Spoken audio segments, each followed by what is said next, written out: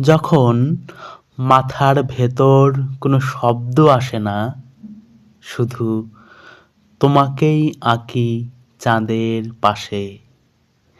আঁকতে আঁকতে তোমার কোমল মুখটা আমার অশান্ত বুকে জড়িয়ে ধরে।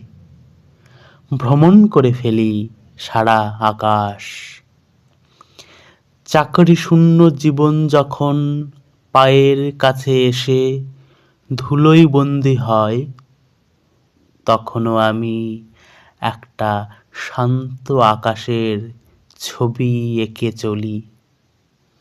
ছবিতে ঈশ্বর কথা বলেন, আমাদের মুখের শব্দে নয়। আসলে ভালোবাসলে ভালো থাকার কথা ভুলে নীরবে হেঁটে যেতে হয়।